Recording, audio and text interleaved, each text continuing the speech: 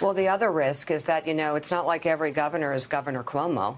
You had DeSantis in Florida, weak, feckless leadership, waiting for directives from the government, literally waiting as people went to the beaches and began to, this decision by this governor in Florida, waiting for Trump to tell him what to do, is going to lead to people losing their lives.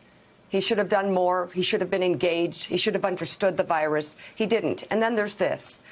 Georgia's governor also relented and issued a statewide order after the southwestern part of the state was identified as a national hotspot. And get this. In a stunning admission, Governor Brian Kemp says he only just learned that asymptomatic people can transmit the virus. I think it's the reason I'm taking this action. Just like I've continued to tell people, I'm following the data, I'm following the advice of Dr. Toomey. Her and I both mentioned in our remarks, finding out that this virus is now transmitting before people see signs. So what we've been telling people from directives from the CDC for weeks now, that if you start feeling bad, stay home. Those individuals could have been infecting people before they ever felt bad. Well, we didn't know that until the last 24 hours. And as Dr. Toomey told me, she goes, this is a game changer for us. My God, Willie, my God. Willie, where do I begin? Where do I begin? Everybody, haven't we heard this from Dr. Fauci? Haven't we heard this from Dr. Birx? I'm sure the president's even said it. Pence's vice president even.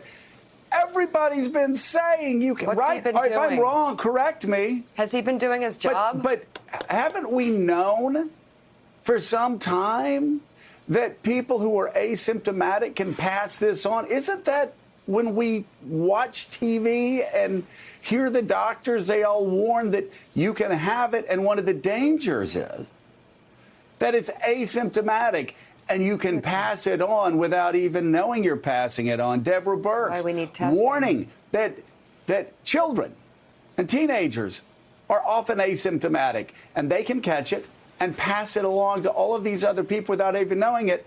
And so this Georgia governor yesterday says, we just found out yesterday, and it's a game changer.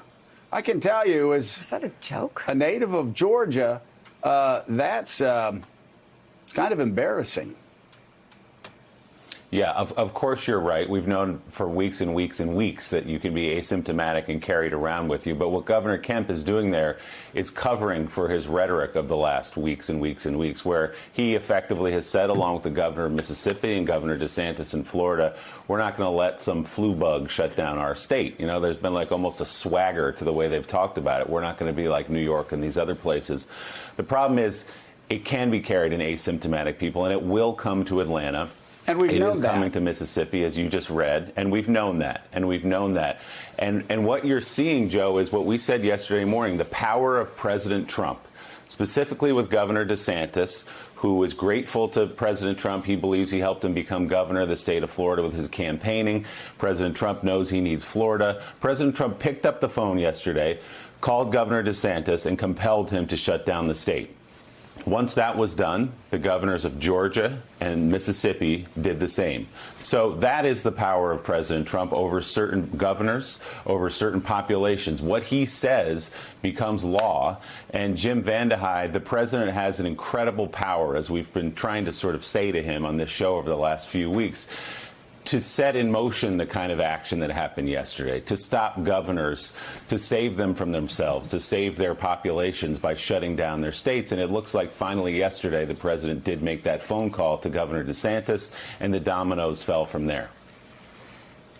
Yeah, what you're seeing here, and this is a bigger problem for society, is information inequality. Like, why did DeSantis do what he did? Why did Georgia wait so long? It's because they were listening to President Trump up until the last 5 or 6 days.